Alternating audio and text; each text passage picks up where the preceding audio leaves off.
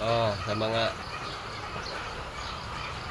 ano dyan, ano daw, oh, tek, ano nga yun, kalimutan ko par,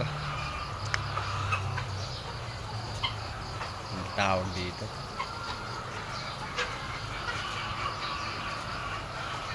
Basta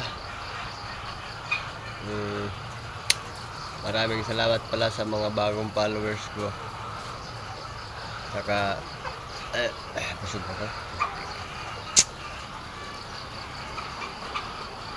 Pahinga muna tayo kasi wala pa naman tayong gagawin.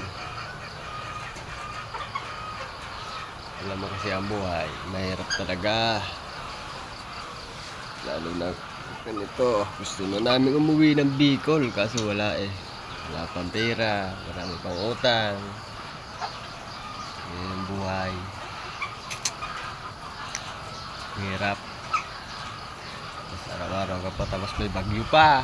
Walang hiya. Ano ba yan? Sige idol, salamat. Pa-like na lang sa mga nanood dyan, pa-like. Kaya gusto nyo i-share, sige, share nyo. Bahala kayo, buhay nyo.